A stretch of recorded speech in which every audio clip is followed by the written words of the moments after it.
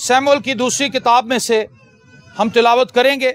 दूसरा शमूएल उसका 14वां बाब और उसकी 14वीं आयत खुदावंद के कलाम में से हम पढ़ेंगे। और खुदावंद के जिंदा कलाम में ये लिखा है, क्योंकि हम सबको मरना है और हम जमीन पर गिरे हुए पानी की तरह हो जाते हैं, जो फिर जमा नहीं हो सकता। और खुदा किसी की जान नहीं लेता, बल्कि ऐसे वसाइल निकालता है कि जिला वतन उसके हाथ से निकाला हुआ ना रहे।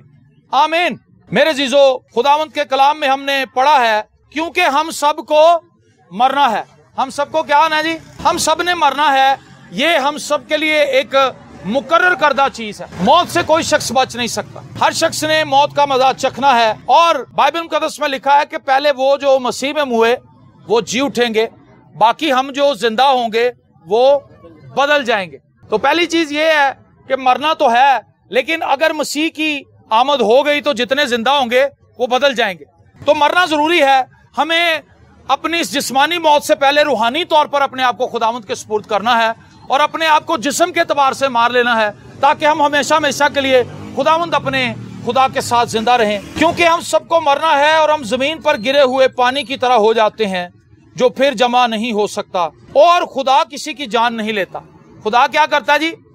किसी की जान नहीं लेता, बल्कि ऐसे वसाइल निकालता है कि जिला वतन उसके हाथ से निकाला हुआ न रहे। मैं और आप इस जमीन से जब जाते हैं तो खुदा हमारे लिए वसीले बनाता है कि किसी ना किसी तरह हम उस हमेशा की जिंदगी में दाखिल हो जाएं जिसके लिए उसने हमें बुलाया है। बाइबल मुकद्दस में यह भी लिखा है कि इंसान की उम्र एक ख्याल की तरह गुजर जाती है। आप में से कुछ ऐसे लोग भी हैं जो 60 साल से ज्यादा उम्र के हैं, कुछ ऐसे भी हैं जो इससे भी ज्यादा एज के हैं। अगर उनसे हम पूछें कि आपकी ये जिंदगी कैसे गुजरी, तो वो कहेंगे सर जी पता नहीं लगा, एनजे में ख्याल ही एक आया।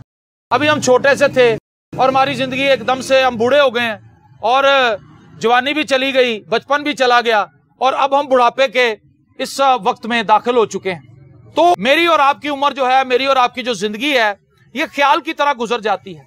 इसका कुछ पता नहीं चलता, इसका कुछ इंसान को पता ही नहीं चलता कि ये किस तरह से गुजर रही है, कितनी जल्दी ये जिंदगी गुजर जाती है, इंसान को इसका पता नहीं चलता।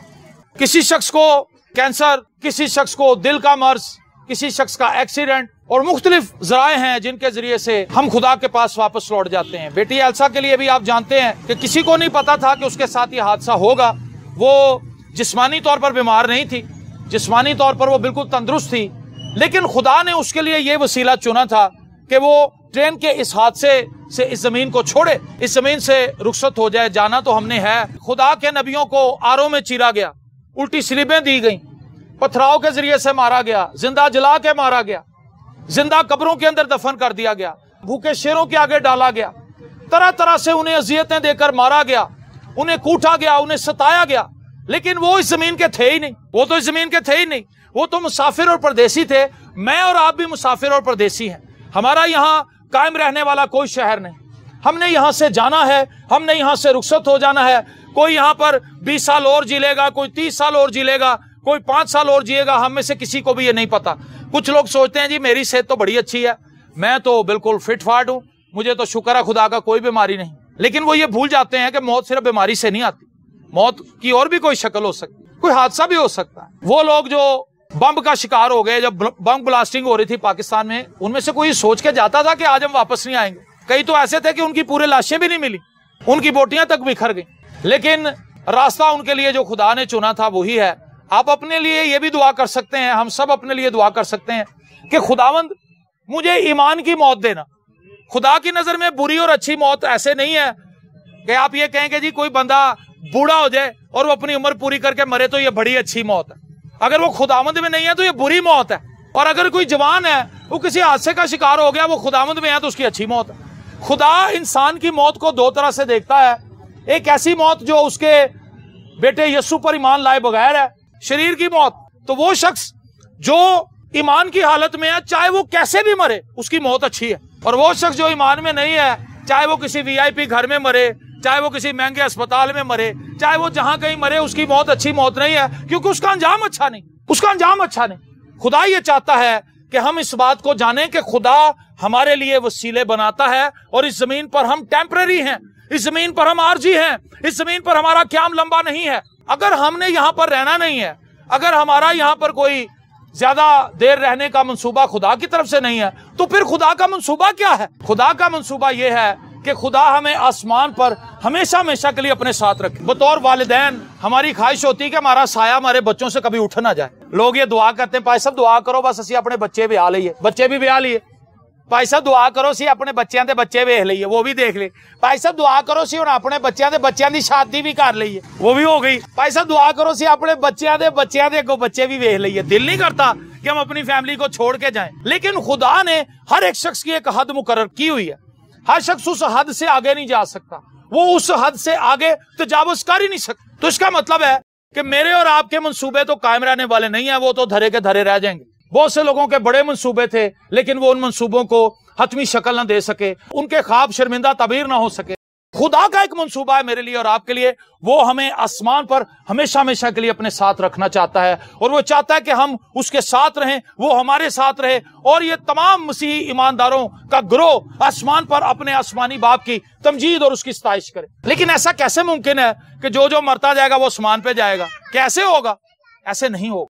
कलाम मुकद्दस में लिखा है, खुदा ने दुनिया से ऐसी मोहब्बत रखी कि उसने अपना इकलौता बेटा बख्श दिया, ताकि जो कोई उस पर ईमान लाए हलाक ना हो बल्कि हमेशा की जिंदगी पाए। आमीन।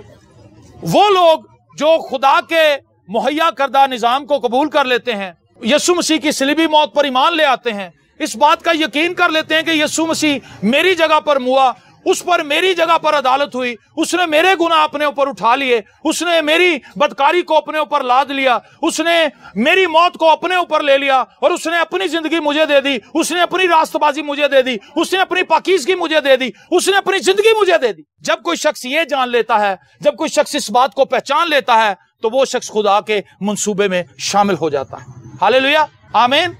तो इसका मतलब है यहां पर मेरा और आपका भी कोई वसीला जल्द बनने वाला, हमने यहां रहना नहीं है।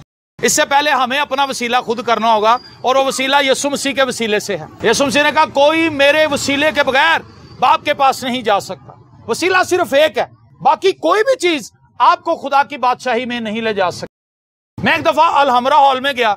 अलहमरा हॉल में एक प्रोग्राम हो रहा था, मैंने कहा चलो मैं भी चला जाता हूं। जब मैंने वहां पे इश्तिहार देखा अलहमरा हॉल के बाहर माल रोड पे, मैंने कहा ये तो कोई बड़ा अच्छा प्रोग्राम लग रहा है, मुझे चले जाना चाहिए। जब मैं अंदर जाने लगा तो गार्ड ने मुझे रोक लिया, सिक्योरिटी गार्ड ने। उसने कहा, सर आप किधर जा रहे हैं? मैंने कहा जी वो प्रोग्राम में जा रहा हूं। उन्होंने कहा पास दिखाओ। मैं कहा जी पास से नहीं है। तो उन्होंने कहा फिर अंदर की करन चले, यहां वो लोग आ रहे हैं जिनके पास पास है, अगर आपके पास पास नहीं है तो आप नहीं आ सकते। अलहमरा में नहीं जाने दिया मुझे। इधर लोगों ने आस लगाई हुई है, मैं बड़ी मस्कीन हाँ, खुदा मैनू अपनी बादशाही च कबूल कर लेगा। आपकी मस्कीनियत काम नहीं आनी, आपकी गुर्बत काम नहीं आनी, आपका भोलापन काम नहीं आना, आपकी चलाकी यारी मुकारी कुछ भी काम नहीं आने वाली। खुदा ने एक जरिया बनाया है, वो उसका अपना बेटा यीशु है, और अगर कोई उस पर ईमान ले आएगा वो बच जाएगा, जो उस पर ईमान नहीं लाएगा वो मरेगा। उसके लिए खुदा ने यह कह दिया कि वो बच नहीं सकता। जितने मसीह यीशु में है उन पर सजा का हुक्म नहीं होता, लेकिन जितने मसीह यीशु में नहीं है उन पर सजा का हुक्म हो चुका है। वो मौत के अंदर हैं, वो हलाकत के अंदर हैं, वो रूहानी गुर्बत के अंदर हैं, वो खुदा से बरकत नहीं पा सकते। इस जमीन पर अगर हमें अच्छी रोटी खाने के लिए मिल रही है तो एक फख्र की बात नहीं। अगर हमारा घर कोई बहुत बड़ा है तो फख्र की बात नहीं। गाड़ी बहुत बड़ी है, हमारी फैमिली बहुत बड़ी है, सारे लोग बाहर सेटल है, हम बड़ी अच्छी जिंदगी गुजार रहे हैं, ये कोई बड़ी फख्र की बात नहीं है। कलाम में लिखा है कि खुदा अपना सूरज नेकों और बदों दोनों पर चमकाता है। इसका मतलब है अमीर होना फिर ये इस बात की दलील तो नहीं है कि खुदा की नजर में हम बड़े रास्तबाज हैं, इसलिए खुदा ने हमें बड़ा ही पैसा दिया है। ये कोई रास्तबाजी की निशानी नहीं है। मैं बड़ा गरीब हूं, मैं बड़ा मस्कीन हूं, इसलिए खुदा मुझे अपनी बादशाही में बुला लेगा। एक बंदा मुझे कहता जी मैं जमीन तो दुख ही बड़े देखे। कहता भाई साहब मैं जमीन ते अन्ने को दुख देख चुके वा कि खुदा मैनू मेरे दुखों की वजह तो अपनी बादशाही च बुला लेगा। मैं कहा कमलिया इस बेवकूफी च ना रह। गरीब अमीर खुदा की नजर में नहीं है, ये हमारी नजर में है। हमारी नजर में तो वो शख्स अमीर है जिसके पास अच्छा घर है, अच्छी गाड़ी है, अच्छा बैंक बैलेंस है, और वो अच्छा खाता पीता, अच्छे कपड़े पहनता है, उसकी फैमिली बाहर है, वो जब चाहे जहां मर्जी शॉपिंग करने चला जाए। हमारी नजर में ये अमीर है, और गरीब वो है जिसकी रोटी पूरी नहीं हो रही। लेकिन खुदा की नजर में गरीब वो शख्स है जो उसके बेटे यीशु पर ईमान नहीं लाता, क्योंकि खुदा यीशु मसीह ने मुकाशफा किताब में कहा कि तू कहलाता जिंदा है, तू है मुर्दा, तू गरीब है, तू खार है, तू नंगा है, तू मुझसे सुरमा ले, और जब तू मुझसे सुरमा लेगा तभी तेरी बिनाई बहाल होगी। तो हमें उस बरकत की जरूरत है जो मसीह यीशु के वसीला से हमें मुफ्त मिलती। आमीन। और कोई ऐसा जरिया नहीं जिसके जरिए हम खुदा के पास चले।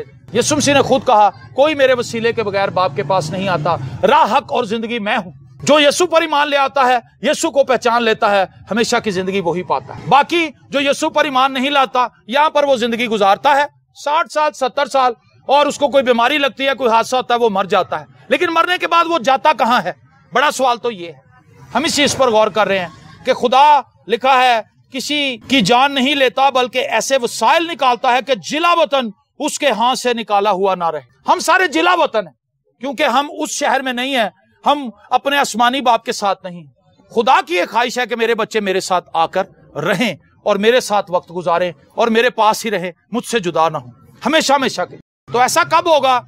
जब हम अपनी जिंदगी खुदावंद को दें। आज शाम इस जगह पर खुदावंद आपसे हम कलाम है। खुदावंद आपको ये मौका दे रहा है, खुदावंद आपको इनविटेशन दे रहा है कि आप अपनी सोच को, अपनी जिंदगी को, अपने ख्यालों को, अपने तस्वुरात को, अपने जीने के अंदाज को बदल लें आज शाम। और हम इस बात का यकीन कर लें, हम इस बात को अपने ज़हन में बिठा लें कि यीशु के बगैर हम खुदा की बादशाही में नहीं जा सकते, और हम 2 प्यालों में से नहीं पी सकते, हम 2 कश्तियों में पैर नहीं रख सकते, हम डूब जाएंगे। हमें चुनाव करना होगा, हमें यह फैसला करना होगा, हमने खुदा के साथ रहना है या खुदा के बगैर रहना है। जो लोग यहां पर खुदा के साथ हैं, वो आसमान पर भी खुदा के साथ होंगे। जो यहां खुदा के साथ नहीं, उन्हें आसमान पर भी खुदा का साथ नहीं मिलना। वो आसमान पर भी जहन्नम में होंगे और हलाकत में होंगे, आग में जलेंगे, और मुसीबत, बिपता, तकलीफ उनकी जिंदगी में रहेगी। अगर चूल्हे पर किसी को जरा सी आग लग जाए, कोई गर्म बर्तन हमारे हाथ को लग जाए, कितनी तकलीफ होती। आप ऐसे बेशतर ऐसे होंगे जिनको कभी आग को छूने का एहसास हुआ होगा। आग जला देती। लेकिन सबसे खतरनाक चीज जो लिखी है जहन्नुम के बारे में, वो ये कि जहन्नुम में हम हमेशा जलेंगे, लेकिन ना तो मरेंगे और ना ही खत्म होंगे। यहां पर अगर आप किसी चीज को आग में डाल दें तो वो थोड़ी देर के बाद राख बन जाती है। वहां पर राख कोई नहीं बनेगा, वहां पर आहो नाला है, चीखें और तकलीफ, अजियत, मुसीबत, वो ना खत्म होने वाली आग है जिसमें हमेशा हमेशा के लिए वो लोग जलेंगे जो खुदावंद के साथ नहीं। आज शाम मेरे लिए और आपके लिए मौका है कि हम अपनी जिंदगी खुदावंद को दें। हम खुदावंद से इस बात का अहद करें कि खुदावंद, मैंने अपनी जिंदगी के बहुत से साल तेरे बगैर गुजारे, मैंने अपनी जिंदगी के बहुत से साल तुझसे जुदा होकर गुजारे। आज मुझे मौका दे कि मैं अपनी जिंदगी तुझे दे दूं, ताकि मैं हमेशा की हिलाकत में ना जाऊं, बल्कि हमेशा की जिंदगी को पालूं। आइए सब अपनी आंखों को बंद करें और हम सब दुआ मांगे। मेहरबान आसमानी बाप, लश्करों के खुदा, हम अपनी बेटी के लिए, एल्सा के लिए तेरे ज़रूर शुक्रगुजारी करते हैं कि तूने उसके लिए ये सबब और ये वसीला बनाया कि वो जिला वतन न रहे, वो अपने असल वतन में तेरे पास लौटा। एक मरतबा फिर अपनी बहन बुशरा के लिए, अपने भाई हारून के लिए, इनके सारे घराने के लिए तुझसे बरकत की दुआ करते हैं, मिन्नत करते हैं कि खुदावंद तू इन्हें ब्लेस कर, इन्हें बरकत दे, और जिंदगी के आइंदा आने वाले सालों में खुदावंद और भी वफादारी के साथ अपने हुजूर चलने का शर्फ नायत। यहाँ पर जितने अजीज मौजूद है, नाम बराम, इन सब के लिए बरकत की दुआ कर, और मिन्नत करते हैं कि तेरा कुदरत वाला हाथ हम सब की जिंदगी के अंदर काम करे, और हम खुदावंद तेरे जलाल में बढ़े, हम तेरे जलाल में खुदावंद खुदा रहकर जिंदगी गुजारें, तेरे खौफ में रहकर जिंदगी गुजारें। और खुदावंद, जब हमने ये बात सुनी है कि कोई भी तेरे वसीले के बगैर बाप तक नहीं पहुंच सकता, उसकी रसाई नहीं हो सकती, खुदावंद खुदा, हम इस बात को, इस भेद को जान लें कि यीशु को पहनना जरूरी है, यीशु को अपना शख्सी निजात दहिंदा मानना जरूरी है, अपने गुनाहों का इकरार करना जरूर है, और अपनी जिंदगी को खुदावंद के हाथों में देना जरूर है। खुदावंद, यहाँ बैठे हुए एक एक बेटे के लिए, एक एक बेटी के लिए, एक एक बच्ची के लिए, एक एक बुजुर्गा के लिए, एक एक बुजुर्ग के लिए, एक एक बहन के लिए, एक एक भाई के लिए, एक एक घराने के लिए तुझसे बरकत चाहते हैं, और मिन्नत करते हैं कि तेरा जलाल तेरे बेटे और बेटियों पर छाया रहे, और खुदा हम सब इसी तरह तुझ में बढ़ते और तरक्की करते चले जाएं, यीशु के जिंदा, कादिर, अब्दी और जलाली नाम के वसीले से, आमीन।